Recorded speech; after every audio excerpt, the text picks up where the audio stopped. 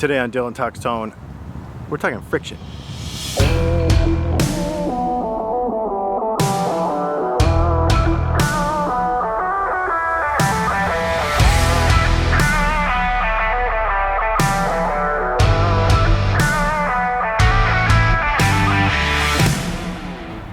What's going on, everybody? My name is Dylan, this is Dylan Talks Tone, and today we're going to talk about how to keep your guitar in tune.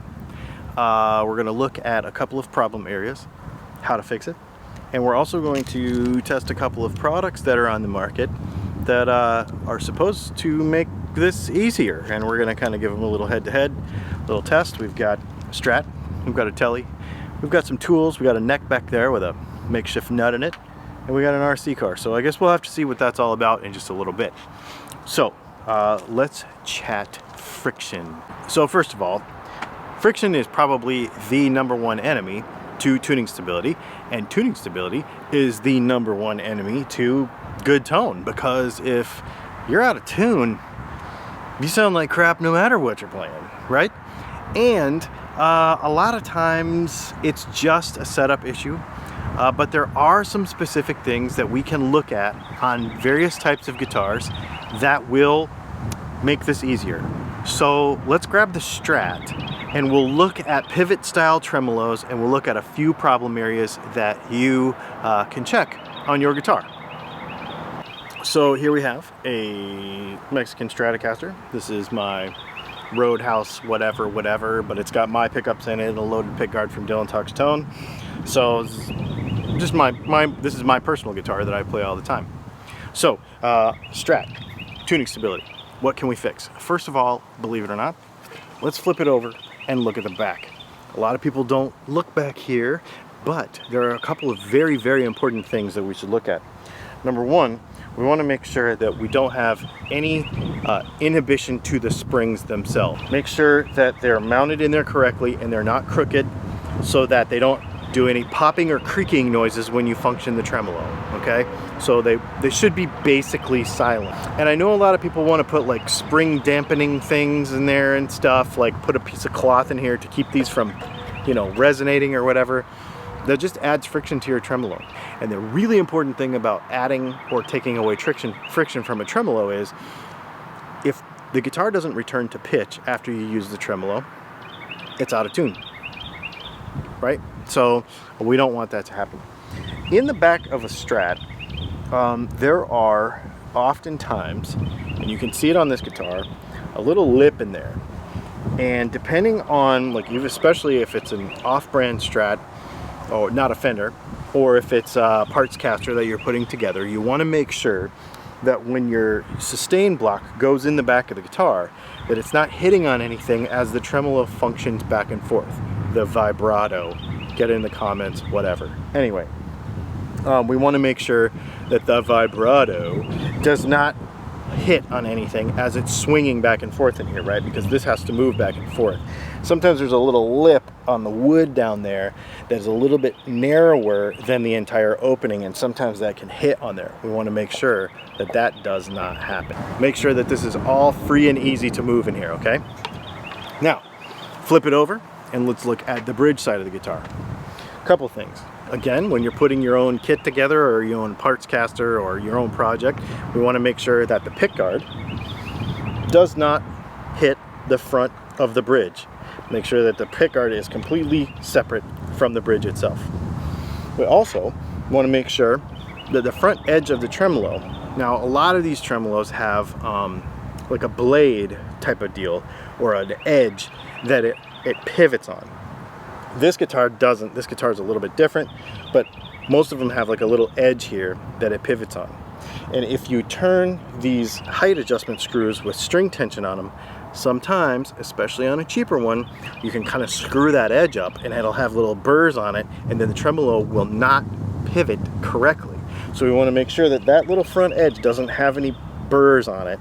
Make sure that we've not kind of like bunged that up when we're adjusting the string height of our bridge. Okay, so just go and check that. Real high quality ones you could probably get away with a little bit more, but some of the cheaper ones where the metallurgy is not as high quality can get kind of messed up. So speaking of that, the other thing we want to check is that our saddles have a bit of a polish on the top of them. Now, as your guitar ages, or if you have paid to have a really good relic job done and you want that kind of tarnished look on all of your hardware, that's okay. The problem is that if you have like a rusty spot or a tarnished spot on the very top edge of this saddle, then you can introduce friction here and the string won't go back and forth like it's supposed to. It won't return to pitch like it's supposed to. Because on a pivot tremolo, it's slacking and coming back, slacking and coming back. So we want to make sure that it is allowed to do that, and if you have any kind of tarnishing or any kind of rust or anything in here, we want to clean that up. You can take a little piece of emery cloth, or a fine piece of sandpaper, say 600, and just go just on that very top corner. You don't have to take all the cool looking age off of your bridge, but just that very little top corner right there so that string can function properly so that your guitar plays right.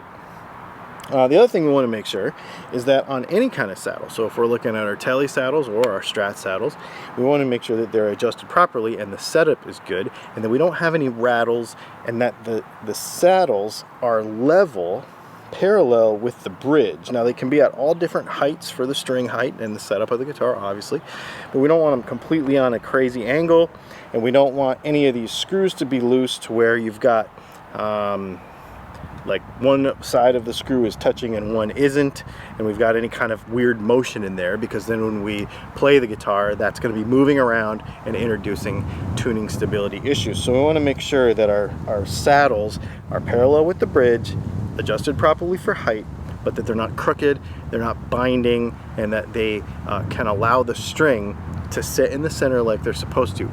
Also, if you have wear on your saddles and it's got a little groove in there because of the string, take a file and fix that. I know a lot of people are going to want to put grooves in their saddles to keep the strings in a certain spot, but that introduces a friction point. And when the guitar is set up properly and the guitar is at tension, the strings will not move around as much as you think they will. A lot of people think you have to have a groove there so that the string doesn't like slide back and forth on the saddle. It's not going to. It'll be fine as long as it's at tension. It's more important that you do not introduce a friction point there. Very cool stuff. All right, let's move to the other end of the guitar. Let's talk about string trees. Personally, on our builds, I use tapered or staggered tuning keys so that I don't have to use a string tree. But on this particular guitar, this is a Fender factory guitar and it's got string trees. Every once in a while, when you change your strings, pull these off, look at the underneath of it, and maybe run a little bit of fine sandpaper in there to get rid of any burrs that may have built up over time. I actually had that on this on a brand new guitar. Sometimes the metallurgy, again, isn't 100% awesome, and so you have to go in there and kind of fix that. You know the little stamped steel ones that look like a little wing? Those are really bad about that. So even on a brand new guitar, especially a Squire or something where the stamping or the metallurgy might not be 100% up to par, just take that little plate out. You can take that center screw out, take your string tree off, just take a little fine sandpaper or an emery file and just go in the grooves and just clean out any burrs or any flashing points from when they made the thing, or any pieces of, you know, sometimes the chroming is subpar, so it'll have a little edge on the chroming on here, you know. Just make sure that it's 100% smooth and then reinstall it on the guitar. Next, we want to make sure that our nut is set up properly. We have a lot of videos about this, and I know that people get really kind of afraid, if you want to say, of nut setup, but it's very, very important. Now, what can we do to clean out the nut? Every time you put strings on the guitar, make sure that the nut is cleaned out. And what you can do is use your old strings before you restring the guitar and just run them back and forth in the nut slots a couple of times and make sure that they're cleaned out of any gunk, any buildup, anything like that. Sometimes what I like to do is take the metal strings that don't have any winding on them and just like rub them on concrete, and it'll make like a kind of a tiny file out of it, and then just go through there and just clean out any burrs or any kind of gunk that's built up or whatever. And then of course the wound strings have sandpaper built in, so you can just kind of like run them back and forth. It'll clean those grooves out pretty easily. That whole nut situation brings me to our next kind of thing. my question is, when we have a very popular product like Big Ben's nut sauce, or we have a not as popular of a product but also very cool, the Lizard Spit Slick Nuts dry lubricant, what do these bring to the table when it comes to lubricating, for example, a bone nut? Now, I don't use bone nuts in my builds. I use synthetic stuff, so you know, like graphite or, you know, anything like that, Graphtec stuff or any of the other brands that are out there. That's what I use in my builds. But a lot of folks really like to use bone, and so sometimes they want to fix the friction areas in the nut with a product like this, a lubricant. So what we're going to do is we need to, here's a couple things I want to test when it comes to this kind of a product. I want to test, first of all, how easy it is to apply, okay? Is it a pain to deal with? Is it messy? Like that sort of thing. And then the other thing I want to test is it going to gunk up with dust and stuff as we play the guitar? Because if you're just going to introduce contaminants into the nut slot, then it's counterproductive. So these are two completely different products. I believe this is some sort of petroleum based, almost like a grease, and this is like a graphite based stuff. So as we get them applied, we will talk specifically about what they are and how they apply. What I did is I took a neck blank that I've got here. This is actually from the GGBO build from Crimson Guitars, and they sent a big nut blank. And so it's not cut down to size, but what I did was I took a low E file and I made 1, 2, 3, 4, 5, 6 grooves in it, approximately the same depth on all of them. We're not going to put strings in or anything, but what we're going to do is we're going to apply one of these products to 3 of these slots, and then we're going to apply the other product to the other 3 slots, and then we're going to kind of let some dust accumulate in them over time and see how much dust accumulates in them. I'm very curious about this, so let's get going. Alright, now that I figured out how to apply this stuff properly, I went ahead and wiped it all out and redid it. And I applied some in each of those nut slots. We did 3 with the Lizard Spit product, and we did 3 with the Big Ben's nut sauce. And what we're going to do now is we're going to introduce some dust to the situation, and then we're going to get a macro lens and see if we can see how much and if and what built up in there. Because that's what I'm really curious about, is will this just turn into a greasy globby mess using these lubricants, or will they be effective? So I'm interested in the dirt buildup. So let's figure out a way to introduce some dust. Okay, so now what we're gonna do is we've got this neck with the Big Ben's nut sauce and the slick nuts from Lizard Spit, and we've got it, everything's dried as it's gonna get. Now, a couple things I want to point your attention to before we even introduce some dust to this is look at these macro shots of both products after a few minutes after they've dried. So the slick nut stuff is just the dry particulate left, like the graphite that's in it. All the oil and stuff is gone. It like evaporated and dried away. The slick nut stuff, it's like a Vaseline, and you can still see it kind of like sitting in there. So that's kind of interesting. So I think what we're gonna do is let's go ahead and introduce some dust to the situation.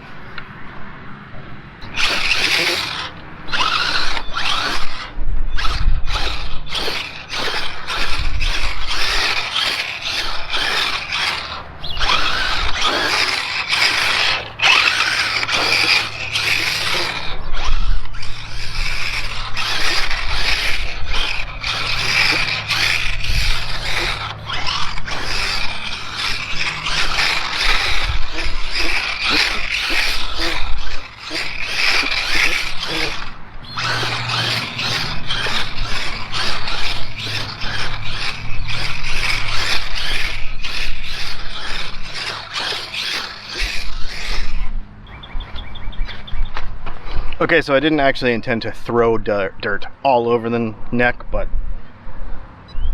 I was having fun. Let's go see if there's any dirt in either of those products.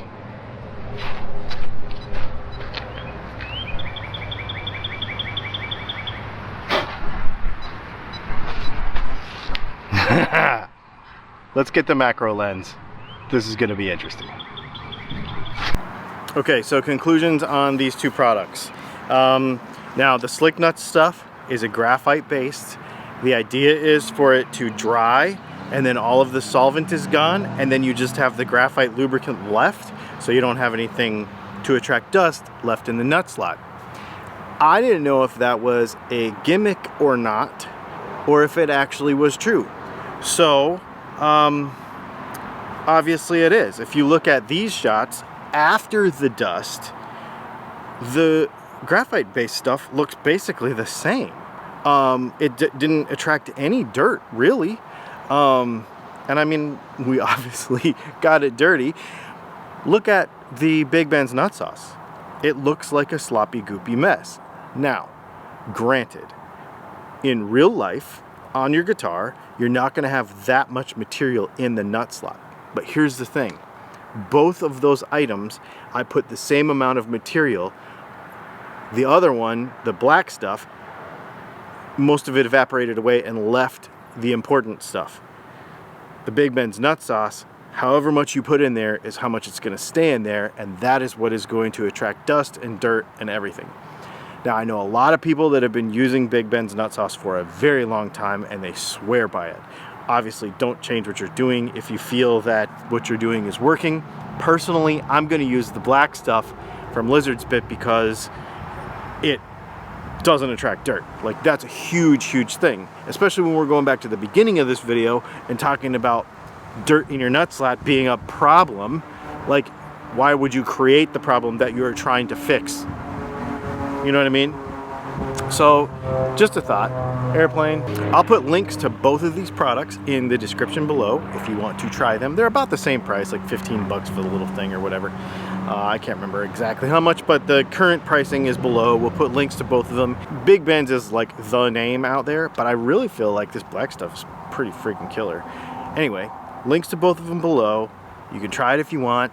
I have a couple extra bottles. If you order from Dylan Talks Tone, you order some pickups in the next couple of weeks, I might throw one in there and just into a random order.